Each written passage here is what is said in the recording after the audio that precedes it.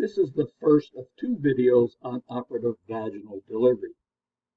To get the maximum educational benefit, you should have reviewed both videos as well as the practice bulletin on operative vaginal delivery put out by the American College of Obstetricians and Gynecologists. The topics on this video will include a brief historical overview, descriptions of the instruments, the indications for operative vaginal delivery, and the contraindications. The origin of forceps is uncertain. There is certainly some discussion of forceps before Christ. Even approximately 400 years before Christ, Hippocrates had described instruments that obviously were used only for extracting a dead fetus. The first written material appeared in the Arabic literature by Albucasis approximately 1,000 years AD. And in this literature, the instruments were described, and actually diagrams were of instruments with curved teeth jaws and hooks indicating that they were designed for post-mortem fetal extraction and destruction. And here is the diagrams of these instruments, clearly instruments that one would not use with the idea of extracting a living fetus. Throughout the Middle Ages, a number of additional instruments were designed. Again, all of these were destructive instruments to deal with fetuses that had expired. With the development of steel by armorers in the 15th and 16th century, this was a significant advance because one did not have to deal with heavy and thick iron instruments, but actually lighter instruments that could also be still of strength, yet thinner in design. However, the challenge was designing forceps that would not inflict damage to either fetus or mother in an era where asepsis and transfusion were not known. And this leads us to a very famous family, the Chamberlain family, who were Huguenot emigres to England and arrived there somewhere in the 15th century and then lived through the 17th century. They made the first major advance, an instrument with a cephalic curve.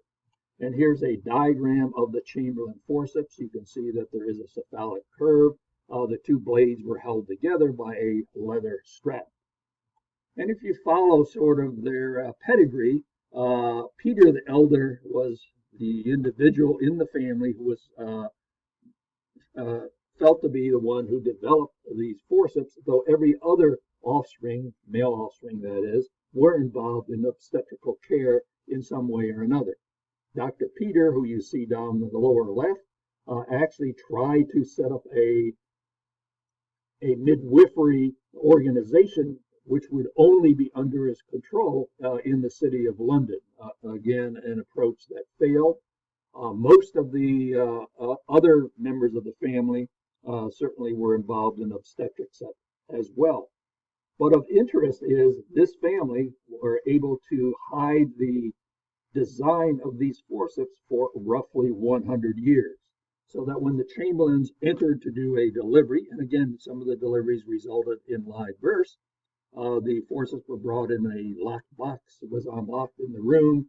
Birth attendants were told to exit the room, and even the mothers were blindfolded when the device was applied. And this secret of device lasted for about 100 years, although various members of the family in later years tried to sell the secret to others for enormous sums of money. Through the 1700s, there were a lot of further developments, and again, more live births were being recorded, though again, a difficult time because asepsis was not known and there were no transfusion available. But Leverett, Smellie, and Pugh also developed instruments that not only had a cephalic curve, but a pelvic curve. And then Smellie developed a technique for rotational delivery. As we moved into the 1800s, the discovery of chloroform and ether anesthesia certainly was a boon because then instruments could be applied to patients with living fetuses, and the operations could be carried out much more humanely. And also around this time, there was a greater appreciation of asepsis. And finally, the first practical vacuum extractor was developed by Simpson in 1849. a developer of other things such as forceps, as we will point out in a minute. And here's an example of the forceps developed by Smelly. If you look at the lower blade on the mother's left side or posterior side, you can see the cephalic curve. Here is the Simpson vacuum extractor. You can see that it had a cup and then a sort of pump device that allowed one to develop enough force to hopefully extract the infant. Simpson also was credited around the same time with the development of a class of forceps with parallel shanks. And again, that was a significant development, as we will point out. As we moved into the early 1900s, there was a lot of development of specialized instruments and also the idea of so-called prophylactic use to prevent prolonged labor and theoretically injury to fetus or mother. This was an approach championed by Dr. DeLee, who was at the University of Chicago and Chicago Lying-In Hospital. Keelan, Barton, and Piper all developed specialized forceps, which we will show you in a minute. In terms of vacuum extraction, some work went on into particularly the 1950s, where Malmström in Sweden adapted a metal cup device that had been developed by an individual named Bird, such that vacuum extraction gained popularity. However, in the 1970s, the role of operative vaginal delivery in obstetrics began a steady decline. And this decline probably related to family-oriented obstetrics, better anesthesia, such that women were willing to remain in labor for longer periods of time, and certainly other approaches to managing complications, such that, for example, by 1992, the rate had dropped to about 9% of all deliveries, and in 2013 was down to 3%. Prior to 1992, rates of as high as 60 or 70% had occurred through the 70s. So let's now move on to instrument descriptions. With any instrument which will be used on patients, it is important to know their design and the rationale behind it. Forceps are complex levers which can be used for traction and or rotation, and vacuum devices are designed only for traction. This next diagram shows again the anatomy, so to speak, of forceps. On the left is the so-called Elliott class of forceps, and as you follow it down, you have a toe, you have a blade with a cephalic curve, you have the heel, you have the shanks, and you have a lock as well as a handle. The Elliott design has basically overlapping shanks. If we look to the right, this is the classic Simpson forceps, and if you look at the shanks here, these are parallel shanks. Again, the design of the Simpson forceps in many ways might be, for example, better for infants who have a great deal of molding, whereas the Elliott forceps would be more useful, let's say, for multiparous patients. The other thing to keep in mind when you look at these forceps, the blade that you see directly looking at it that is on your right side actually is labeled the left blade, in that the blades are labeled by which side of the body or pelvis that you're going to apply on the mother. So what appears to be a right blade is actually the left blade by labeling, and what appears to be the left blade is the right blade. If you look at a side view, you can see again, you have the toe, you have the blade with a pelvic curve. Notice that there is a fenestration, as you would see with the classic Simpson or Elliott blade. You have the shank and the lock and the handle. The important thing is to recognize there are a variety of locks. But again, the type of lock that is used for the most part and would be used for the most part with outlet forceps and low forceps is the English lock, which does allow some degree of movement, which allows you to correct some minor degrees of asynclitism before the blades are articulated together or locked.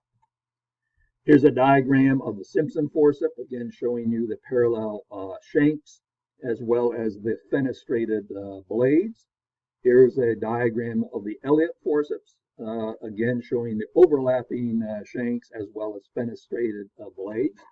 This is the Tucker-McLean forceps, which again is a modification of the Elliott forceps. Here There is no fenestration. The blades are solid, and also there's greater length to the shanks than in the classic Elliott.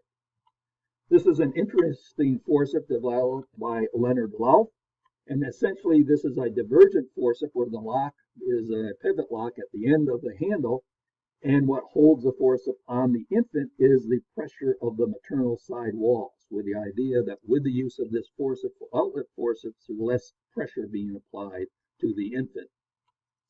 This is the Keelan forceps. This is a forceps designed only for rotation, though it can be used for outlet, again with modification of the technique. You should understand that the superior aspect of the blade is a straight line that is with the actual shanks, so that the blade itself is below the shanks in the top, and this allows one to effect rotation by just twisting one's arm or wrist, as opposed to a different approach that you might use, for example, with either Simpson or Elliott forceps. This next forceps is the Barton forceps, which has a hinge blade, which you see posterior here. And this was developed by Lyman Barton, who actually resided in Plattsburgh, New York. The anterior blade was hinged to allow it to be placed on a vertex that was in a transverse arrest, and then there was a fixed blade that was placed posterior. A device that certainly fairly widely used when forceps were certainly in vogue is a traction handle. This allows one to have the appropriate vector without trying to do the actual extraction with pressure by one hand and pulling by another hand. So this allows, again, the force to be directed in the proper context.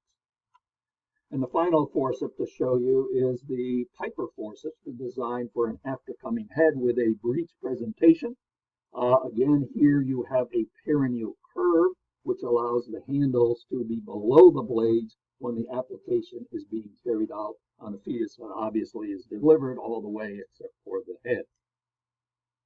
Finally, this is a diagram of the vacuum extractor that is used particularly at our institution. Again, originally the cup was metal. Then there are certainly a number of soft cup devices. This is a hard plastic cup.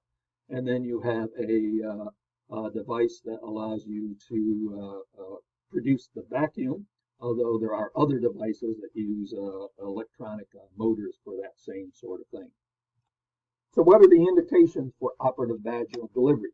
They include prolonged second stage, suspicion of immediate or potential fetal compromise, and shortening of the second stage for maternal benefit. Again, with the idea that if you can prevent cesarean section, perhaps you reduce certain degree of morbidity. The prerequisites include fully dilated cervix, membranes being ruptured. Clearly, the head has to be engaged.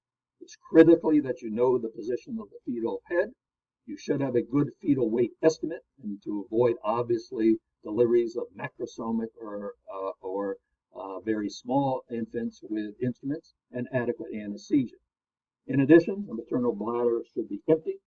The patient has to agree to the procedure, so she has to be informed of the risks and benefits. And you also have to have a willingness to abandon a trial operative vaginal delivery and use a backup plan, i.e. cesarean delivery, in case of failure. The contraindications are somewhat of the reverse. The fetal head is unengaged, the position is unknown. If there's a live fetus with suspected demineralization, such as osteogenesis imperfecta, you wouldn't do such deliveries. Or if there's a bleeding disorder, such as autoimmune thrombocytopenia, hemophilia, or von Willebrand disease. Obviously, inexperience of the operator is a problem, and inability to proceed with cesarean delivery if unsuccessful certainly would be a contraindication. And then a separate area is that with gestational ages less than 34 weeks, the use of the vacuum device is discouraged. So this completes this particular section or particular video. And again, I remind you that you should also review the second video as well as the ACOG practice bulletin before the actual meeting.